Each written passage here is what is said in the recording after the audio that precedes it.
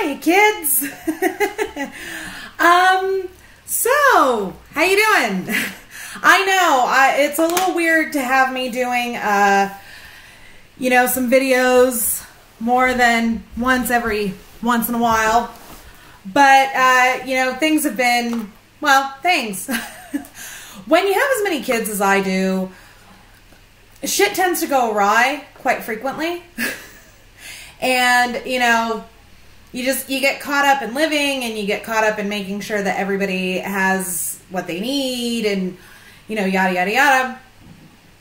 And so I tend not to do as many videos as I'd like. And look, I'm going to be straight with y'all.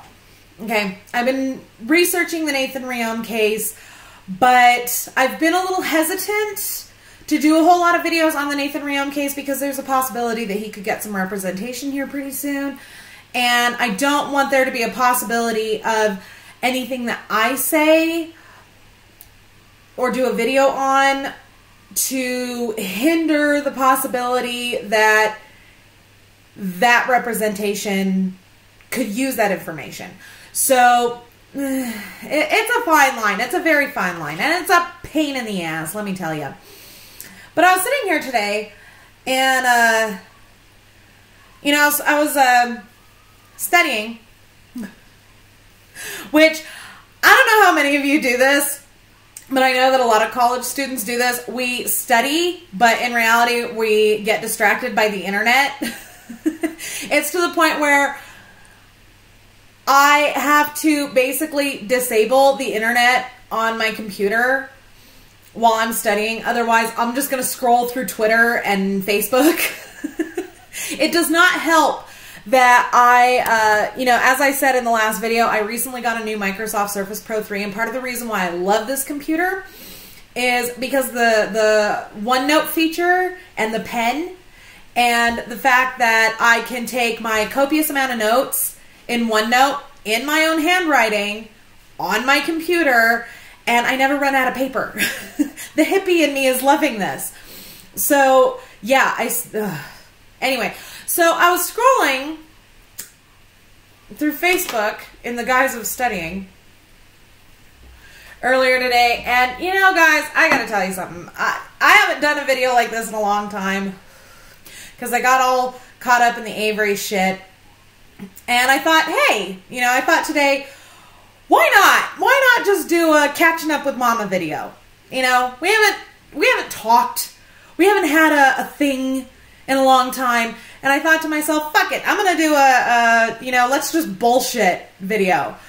So I was scrolling through Facebook, and I've noticed something. I don't know if this is a regional thing, but I know that it's definitely a thing here in New Mexico. Our colloquialisms around here are really interesting. I find it interesting. Actually, people don't even believe I'm from New Mexico because I seem to have a very non-regional diction. And that is until I get around my cousins. And then all of a sudden I'm talking like I'm from Taos. Like I'm from Albuquerque. And people are looking at me like, you're white. Why the fuck are you talking like that? It's a thing in New Mexico where we use the word all as a sort of bridge in our speech. You think you're all bad, huh? And we call everything a Coke. It could be a Sprite. It could be a Fanta. It's a fucking Coke. If it's got bubbles, it's a Coke. And, but this is something that I've noticed, and I first really noticed it when I was living in Albuquerque, with my husband when we first got married. And, we were living in this little house in, I want to say University Heights, but I don't think it was like on the edge of University Heights in Albuquerque. And I'm coming home one day, and in our fence is stuck this little green flyer. One of those little green cards. And it's an advertisement for a local thing, but it said a yard sell. Yard sell. S-E-L-L. Yard sell. And I'm like, okay, I'm going to go ahead and just say that this one person doesn't know the fucking difference between a sale and to sell something. I'm going to just, fuck it. But then I'm scrolling through my Facebook this morning, and I'm noticing that there's a lot of that shit in these groups for like Los Lunas and Belen and Albuquerque, yard sale, or, you know, just like these really odd sort of colloquialisms. And I'm like, just because they do pronounce it that way, you know, I'm sailing, or they'll say I'm sailing my car at my yard sale. And yes, that's actually how they talk. It's really fucking odd and really weird. And I'm like, did y'all not pay attention in grammar or spelling? You know, there's a reason why our teachers in elementary school gave us like 20 fucking spelling words a week. It was to teach us the difference. It drives me crazy. And you know, it really pisses me off. It really, really fucking pisses me off. This one gets me. This one angers the shit out of me. You all know I go to school online. Strayer University, baby. And I'll be in the class discussions because, you know, as part of our attendance, we have to do a class discussion question every week. And, you know, it's not enough to just do the class discussion and post your answer to whatever the professor asks. You have to go through everybody else's responses and then respond to them. You know, a minimum of like 2 or 3, it depends on the professor, 2 or 3 different classmates, you have to respond to them. And I'll be going through and I see people misspelling shit, using slang, you know, using just really weird and really uneducated responses, and it drives me fucking nuts. I'm like, guys, you are in college. And I realize that a lot of people don't think that online college is a real college, except Strayer University has like over 150 years on this shit, and I'm pretty sure that they didn't have the internet 150 years ago. So, just saying. So I guess because of the informality of it, because you're not actually sitting in a classroom, people think that, you know, oh, it doesn't matter. No, it does matter. Please, for the love of God, hit spell check. Or the university gives you, in fact, you don't even need the university. You can download fucking Grammarly on your computer and it will show you where you are stating things wrongly, where your grammar is all fucked up and you should be using something else to make that expression, because I'm pretty sure calling your professor dog means that you probably are going to fail the class. Just saying. You're in fucking college. Make some goddamn effort, please. Gah!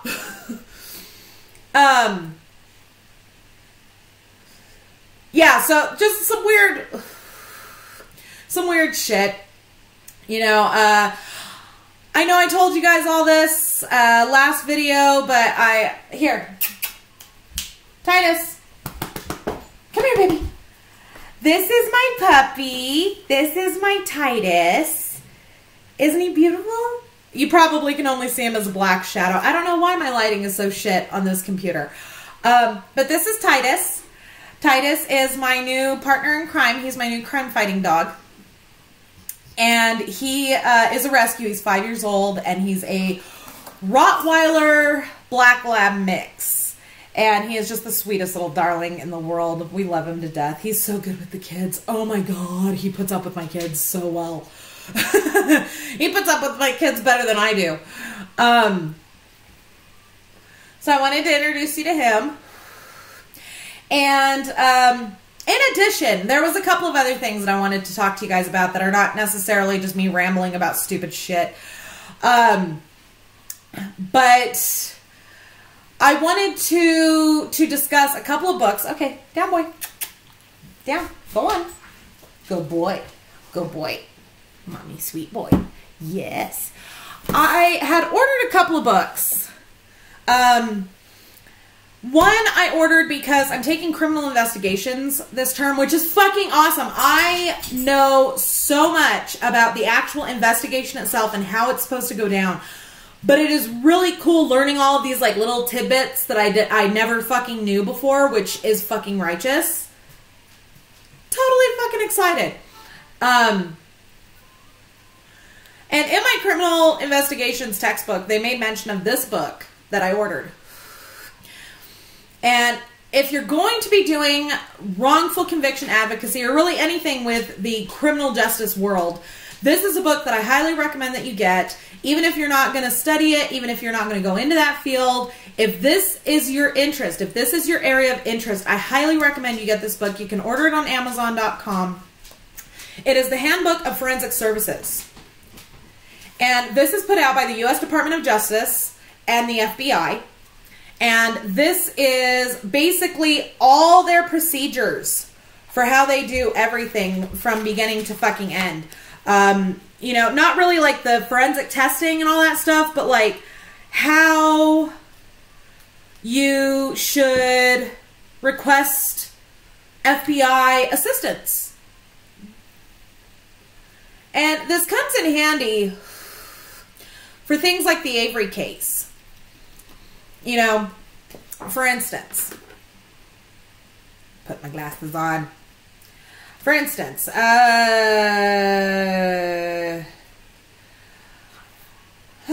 successful investigation and prosecution of crimes require, in most cases, the collection, preservation, and forensic analysis of evidence. Forensic analysis of evidence is often crucial to determinations of guilt or innocence. The FBI has one of the largest and most comprehensive forensic laboratories in the world, and the FBI laboratory is accredited by the American Society of Crime Laboratory Directors Laboratory Accreditation Board. The forensic services of the FBI Laboratory Division and the Operational Technology Division are available to the following: FBI field offices and legal attaches, U.S. attorneys, military tribunals, and other federal agencies for civil and criminal matters, state, county, and municipal law enforcement agencies, and in the United States and territorial possessions for criminal matters. All, get this shit, kids, all forensic services, including expert witness testimonies, are rendered free of cost. Now, there is an addendum to that, but that's hardly important. Here's where I find this interesting and pertinent to the Avery case. Kratz ordered a EDTA test for the blood found in Teresa Halbach's car, but that's all he ordered. And, you know, a lot of people, myself included, thought, oh, well, you know, that's got to cost a pretty penny. Of course he's only going to order like 1 or 2 tests. But to find out that they were available free of charge. And Kratz didn't use that. Tells me that he knew good and goddamn well that there was shit they were going to find that was not going to be favorable to the prosecution's case. And this is why I bring this up. This is why I tell you you should order this book. Is because if you're going to be advocating for the guilt or the defense of any wrongfully convicted person, whether it be Stephen Avery and Brendan Dassey, or David Thorne, or Scott Peterson, or Jamie Snow, or any of these people, Nathan Riom, anybody, you need to know how the police look for their evidence, what procedures they are supposed to use, what resources are available to them, yada, yada, yada. You basically need to know what the fuck you're talking about, which I've noticed a lot of guilters don't know. They just don't know. So that's the first book that I wanted to talk to you guys about. The other one is this one. And the reason why I ordered this book and what first turned me on and even told me that this book was a thing was a tweet from John Grisham. John Grisham is one of my idols. I love the man on so many levels. You know, The Rainmaker was one of the first books, legal books I've ever read, you know, legal fiction thriller thingies that I ever read. And anytime I've ever felt, you know, like I can't do this. This is just too much. I read The Rainmaker, and it always pushes me because, I don't know, something about it is just very inspirational to me, and you know, frankly, almost anything of John Grisham, I'll read it, and it just fires me up and makes me want to do it more. And this book, however, is not by John Grisham. He wrote the foreword for this book. And this book, oh, Jesus Christ, if you don't think that wrongful convictions is a thing, and if you think that anybody associated with criminal justice or with the legal system is just infallible, you need to read this book, because it will cure you of that misconception real fucking quick. So this book is called The Cadaver King and the Country Dentist, and it's by Radley Balco and Tucker Carrington. Fan-fucking-tastic. I'm barely halfway through it. But it's amazing. And the way that they write it, you know, a lot of true crime novels, a lot of true crime books, they read like stereo instructions. They're very technical, and they get into a lot of really technical details, and it's really difficult to hold your attention. Not so with this one. This one is fantastic. And the thing about this book that really gets me is it is the true story of two gentlemen that were convicted of crimes involving children. And but it's not just about them. What it's more about is the two assholes that were responsible for the convictions, the wrongful convictions. And these are just two of the instances that they contributed to wrongful convictions in Mississippi. And the Mississippi coroner and medical examiner bullshit going on down there is fucking scary, and this book will tell you all about it. But what really caught my eye, I was in bed reading this last night before I fell asleep, and what caught my eye was this passage on page 173, where he says, a police chief, a police detective, and captain, and two assistant district attorneys went with the body and witnessed the autopsy. That wasn't unusual, but it also wasn't recommended. Come with me on this. The National Association of Medical Examiners encourages doctors to maintain their independence. For example, by avoiding interactions with investigating law enforcement officials before conducting exams. Such interaction can bias a doctor's conclusions. In fact, studies have shown that the more details crime lab analysts know about a case before conducting their analysis, the more likely they are to come up with false positives. Interesting. Because that right there calls into question Sherry Cool-Haynes' everything, as though we needed any more reasons to question it.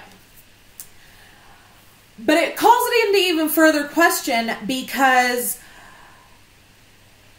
Fassbender fucking flat out told her, tried to put her in Avery's garage or in the house. He flat out instructed her on what to look for. And that is not what a forensic analyst is supposed to do. A forensic analyst is there to analyze the evidence and produce results. That's it.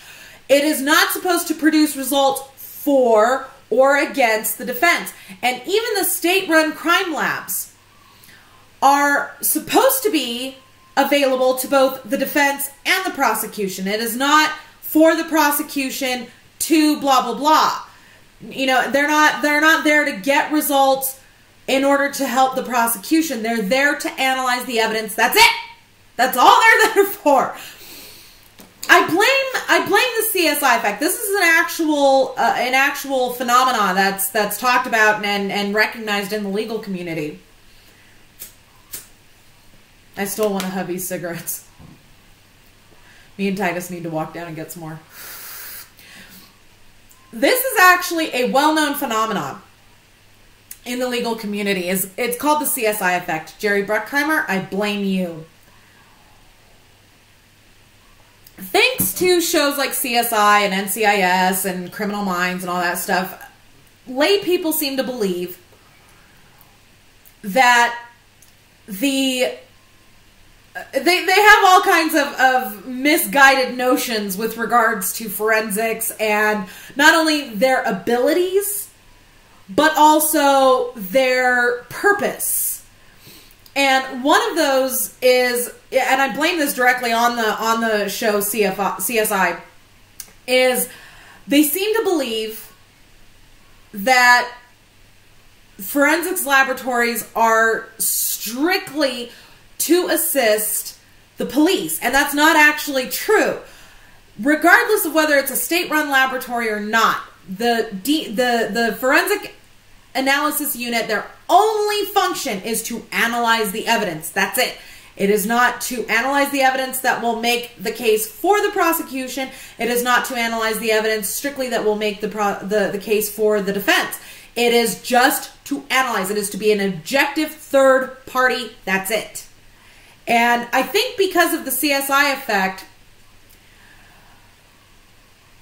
we see these instances in the news or, you know, in documentaries or whatever, and we see these instances like in the Avery case where Culhane clearly was only there to make the case for the prosecution, and we just buy it. We don't even buy it because we don't think that there's anything to buy. We just naturally assume, oh yeah, sure, of course, that's you know, it's a state-run crime lab. Of course, they're gonna follow the instructions of the police. But that's not actually the way it's supposed to go. That's not actually their purpose. Their purpose is to analyze the evidence, and that's it. It's not to place Teresa Halbach in Avery's garage or house.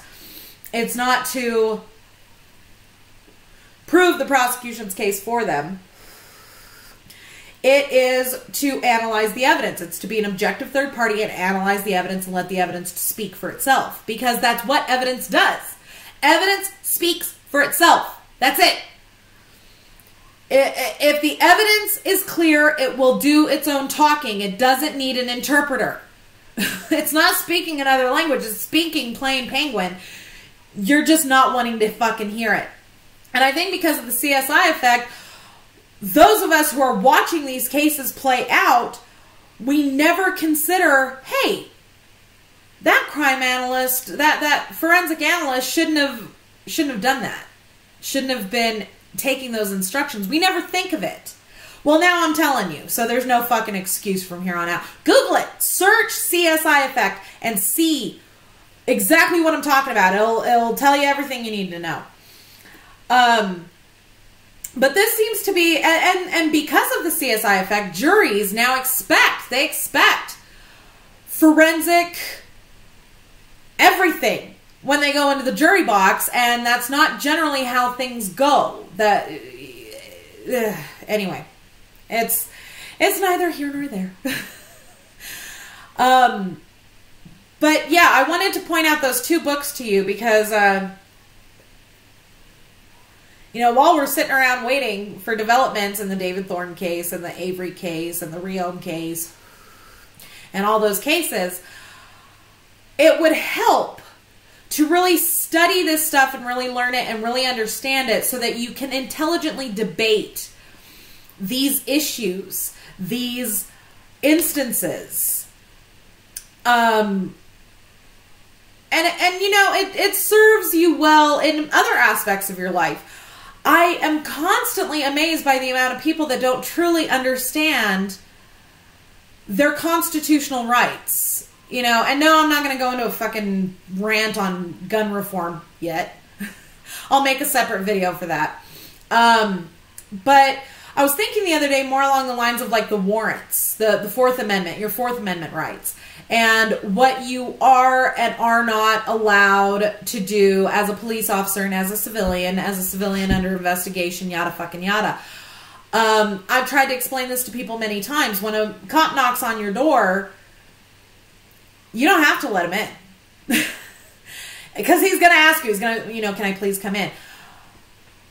I have always instructed people, don't do that. Because then you open yourself up to the plain sight addendum clause. You know, if a cop steps into your house and he looks around, if you've got something sitting on your table that you don't want them to see, Whether he has a warrant or not, he's allowed to arrest you at that point. You open the door, and the second you realize it's a cop, you step outside and you close that door. And he's going to tell you, can I search your house? If you say yes, he doesn't need a warrant. If you tell him, well, I'd rather you have a warrant, then that will limit what he can search your house for. You know, it's the elephant in a matchbox clause. And this is an actual legal term. You can Google that too, elephant in a matchbox clause on Google, and it'll tell you all about it. Basically what it means is that, you know, okay, say you're in possession of marijuana and they want to search your house for it.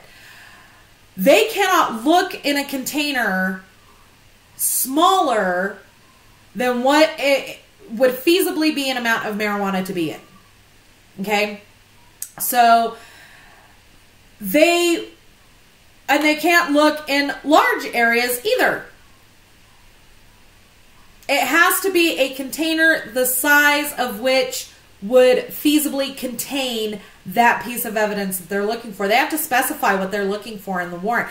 And if they find something that is not stated in the warrant, they have to go back and apply for another warrant to seize that piece of evidence. They can't just take it with them.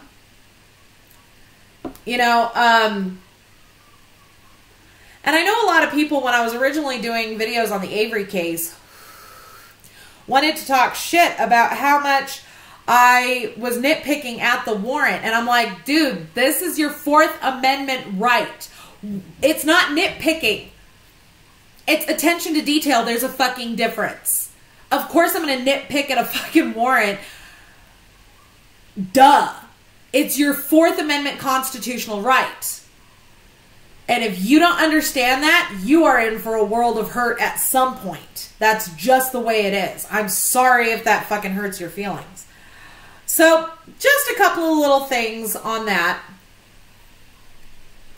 You know, just wanted to point that out. But the point is that in this day and age, there is absolutely no excuse for ignorance. You literally have a method of learning and communication. You have all the information in the world literally at your fingertips at any time you want them. So, Google. And the thing about that is that you need to know, it's not enough to just Google the information. You need to know what information is verifiable and what information isn't. For instance, a couple years ago, there was a big thing made about an article in the Daily Mail about how, you know, they had proof that the bones were Carmen's and not Teresa Halbach's. Here's the thing. And you know, it sent shockwaves and everybody was scrambling and, oh my God. And I'm going, guys, the Daily Mail is the English version of the Inquirer. Not exactly a reputable source of information. Now, if Time Magazine had said something, I'd pay a little bit of attention. If the Washington Post had said it, I'd be like, you know, the Daily Mail, no. You wouldn't have believed it if it was in the Weekly World News, would ya? There you go. So what you're looking for is you know, .com is very, it's iffy. Verifiable sources of information typically have a .edu or a .gov. .orgs and .coms are notorious for not having correct information on them. So proceed with caution. But .edu or .gov, this means that the information has been peer reviewed.